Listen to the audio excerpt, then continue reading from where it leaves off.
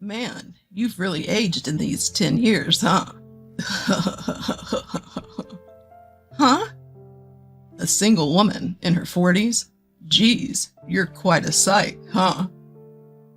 My ex-husband sneered at me when we met again after a long time. This was the man who got his mistress pregnant and abandoned me, who was infertile 10 years ago without a second thought. I had hoped that with time, he might have become a slightly better person. However, it seems that a person's true nature doesn't change so easily. Even after 10 years, he still seems to consider me as less than him. Bringing up the past and continuously insulting me. I quickly decided to end the conversation and not interact with him again. The very next moment, I unexpectedly achieved my revenge against my ex-husband. My name is Maria Garcia, and I am 30 years old. I work at a publishing company, and despite being busy with work every day, I lead a fulfilling life. My husband's name is Tim, and he's 32 years old. We've been married for 3 years now, but we don't have any children yet. It's not that we don't want to, we just can't. At the start of our marriage, I wanted to have children right away. I've always loved children and wanted to experience childbirth and raising a child while I was still young. However, reality was harsh, and even after 3 years of marriage, there were no signs of us having children. In the first year, I didn't worry too much about it. I thought, we'll naturally get pregnant at some point. But as a year and a half passed, I started to feel anxious. There was no reason we couldn't conceive. We weren't using contraceptives. I clearly remember the feeling of my blood draining from my face when I realized this. What if it's my fault? What if I'm the one who's infertile? I feared that the value of me as a woman would vanish in an instant. In the end, I couldn't tell my husband how I felt and decided to go to a gynecologist. I was told that natural conception was impossible and had to undergo various tests. Some of these tests had to be done during my period, and some had to be done after it ended. As someone who was lacking knowledge about all this, the 2 months until the tests were over were really hard for me. I went to hear the results of the test with a prayer in my heart. As I rubbed my cold hands and headed to the examination room, the doctor said, "We've run a comprehensive examination, and we didn't find anything unusual about you, Miss Johnson." Huh, so you mean there's nothing wrong with me? Yes, we didn't find any specific cause. You have a body that can get pregnant without a problem. Then why can't I? At that point, a single possibility occurred to me. The doctor seemed to have the same thought and opened his mouth with a slightly grim expression. How about suggesting your husband get tested too? So you mean the infertility might be due to my husband, not me? That's correct. It's not well known, but about half of infertility cases are caused by the male partner. Half of them? When we hear about infertility, we tend to assume the woman is at fault. But that's not the case. As you can see, we didn't find any cause in you, Miss Johnson. So there's a possibility that the cause is my husband. Well, it's not low. In the end, we can't say anything unless we check. I had heard from the doctor, to which I could only listen silently. I had believed that in most cases infertility is caused by the female side, as the doctor said. I decided to have Tim, my husband, get tested as well. That evening, as soon as he came home from work, I broached the subject. Hey Tim, would you come with me to the women's clinic I've been going to on our next day off? Huh? Why do I have to go? Actually, today I got the results of the infertility test. And there was no problem with me. Huh? And? It's not about and. The doctor told me that in about half of infertility cases, the cause lies with the man, so I opened my mouth to explain what I had heard from the doctor when Tim's expression hardened, and he let out a heavy sigh. Are you suggesting that I'm the cause of our infertility? No, I'm not suggesting. But the possibility isn't zero, so I want you to get tested.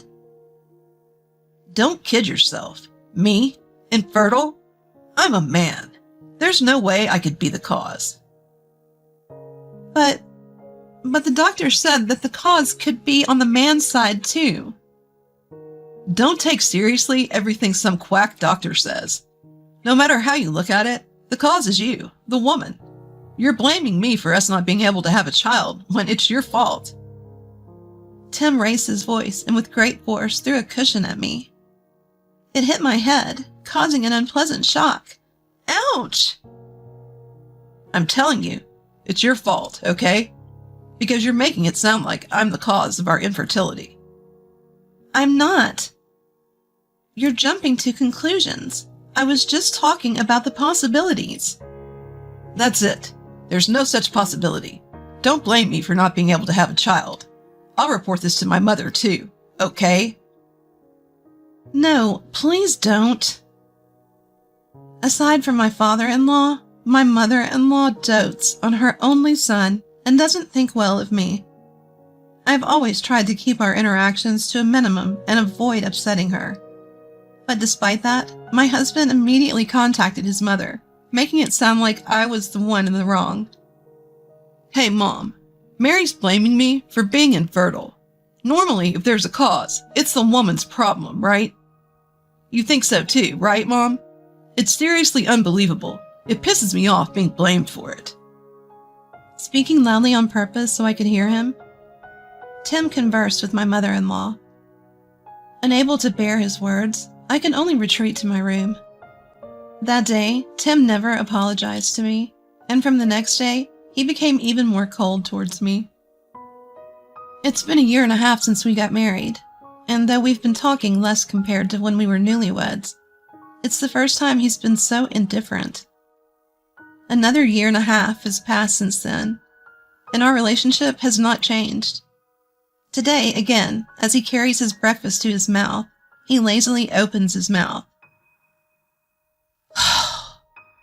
Your breakfast is as tasteless as ever. How do you manage to make such awful food first thing in the morning?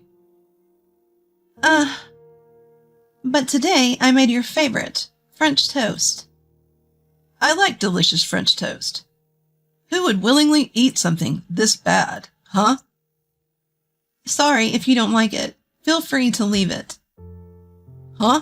What? So you're telling me to go to work hungry? Well, it's not like... Okay then. Since I'm buying breakfast at the convenience store, you're paying for it, okay? My husband got up abruptly and rather roughly pulled my wallet from my bag. He took a $50 bill from it and stuffed it into his pocket. Hold on a minute. $50 is too much.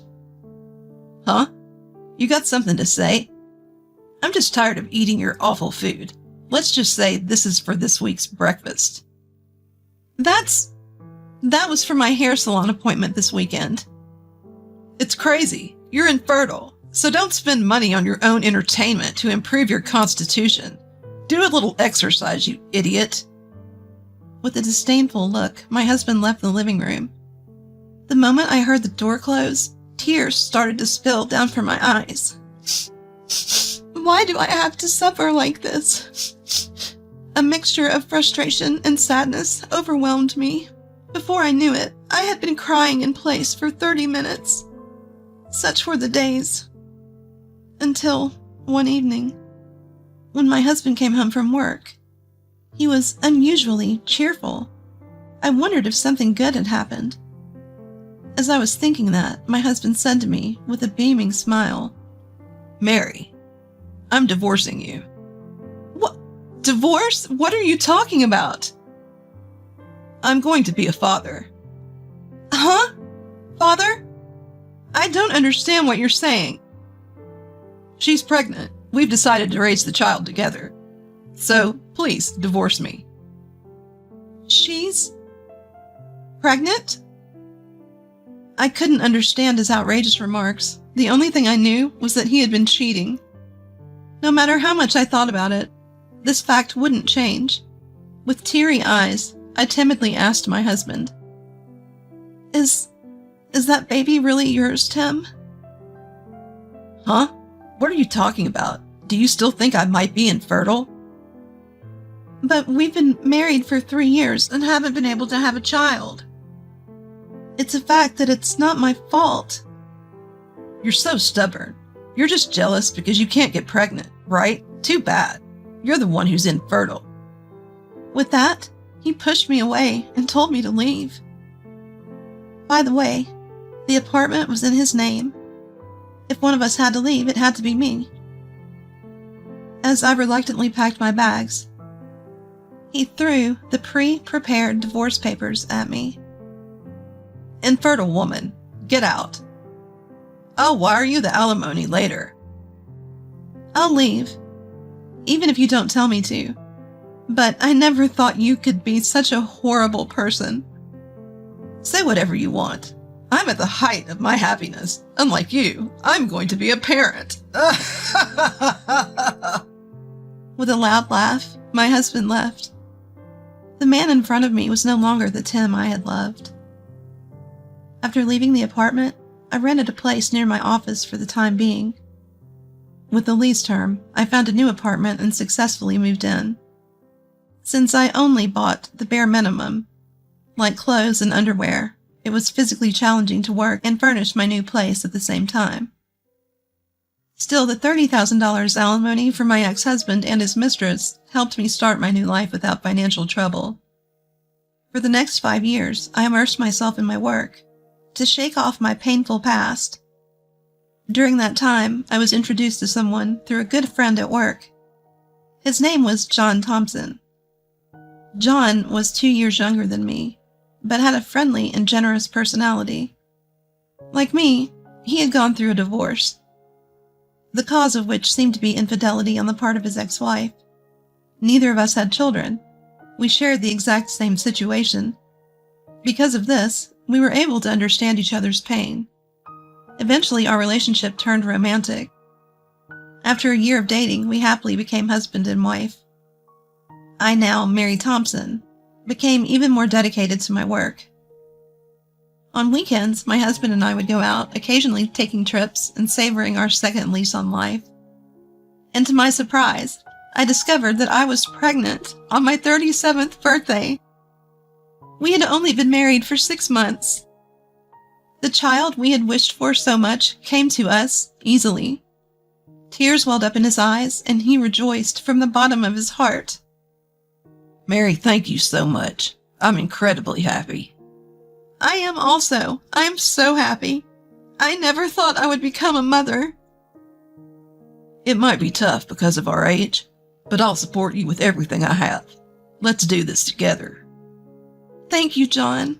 I'm really happy to become a parent with you. After that, just as he promised, John supported me throughout my pregnancy.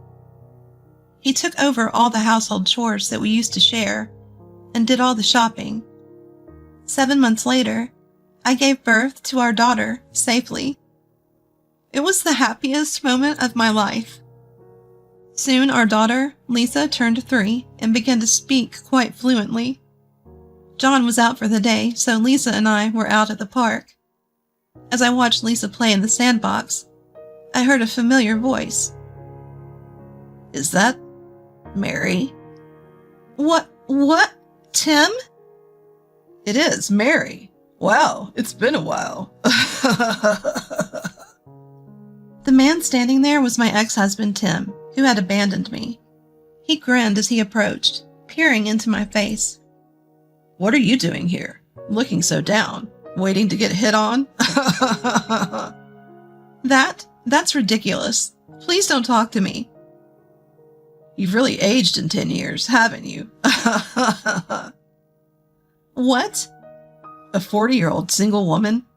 Man, you look so miserable. My ex-husband slapped his hands together and burst out laughing. In front of him, I felt like a blood vessel had burst. I had just become happy. Why did he have to appear now, of all times? After all, it's because of him that I went through so much pain. I can't forgive him. Today, I'm going to say everything that's on my mind. I stood up, unable to control the anger rising within me. The reason for all of this in the first place is you. Just as I was about to shout at him, my daughter tugged at my clothes and asked with a puzzled look, Mommy, who is this man? Ah, Lisa. Mom's friend. Mom's friend. Hello. At the sight of my daughter calling me Mom, Tim's eyes widened. He approached me hurriedly with a flustered look. Hey, what's going on here? She just called you Mom. That's right. This girl is Lisa, my daughter. What? There's no way that's possible. You were infertile. That's what I told you 10 years ago, didn't I? The problem wasn't with me. I had tests done to prove it. So this child, she's really yours. Yes, Lisa is undeniably my daughter, born of me. No. It can't be. You were sterile. Tim's face turned a sickly pale color, distorted in shock. As he took a step back, I posed a thought to him. Tell me, are you certain your children are your children? What are you saying? Have you ever confirmed it? At least I believe that you were the cause of our infertility. Stop it. That's not true. There's no way. After all, I'm still raising a child with her. Well, doesn't it just go to show? It's not who bears the child, but who raises them. If you're not bothered by it. There's no way that child isn't my own. There's no way. Serves you right, to be made a fool of by her cuckoldry. Why don't you suffer for a bit? Tim let out a strange yell and ran off somewhere crying. My daughter stared at me in confusion as I chuckled at his pathetic figure. Mom, was that not a friend of yours? No, he wasn't. But you know what? I'm very grateful to him. Grateful? Why? Because if it wasn't for him, I wouldn't have met you, Lisa. Really? Then Lisa is also grateful. That's right, Lisa. You are the treasure of me and your father. I opened my arms wide, hugging my daughter tightly as she leapt into them. I may have been a bit cruel to Tim, but honestly, I don't harbor much resentment towards him anymore. Thanks to his cheating, I was able to meet my beloved John and Lisa. It seems that Tim confronted his wife about their child afterwards. In the end, his wife confessed that she'd had relationships with multiple men at the time. Among them, she chose to marry Tim because he had a stable income. After a DNA test, it was revealed that Tim had no biological relation to the child. He also underwent an infertility test, and it turned out that he was infertile. In the end, Tim and his wife divorced. He was left completely despaired and developed a mistrust of people. He hasn't left his house since, with only his mother-in-law occasionally checking on him. He was also fired from his job, and there's still no prospect of finding a new one. As for me, my status at the company has risen, and I finally managed to secure a managerial position. My income has slightly increased, giving us more opportunities to go on family vacations. Every time I see the happy smiles of my daughter and husband, I can't help but feel my own happiness from the bottom of my heart. My decisions were never wrong. Only because of the hardships I faced can I now enjoy these blissful days. I won't look back at the past anymore. With my beloved daughter, my loving husband, let's move towards a bright future as a family of 3.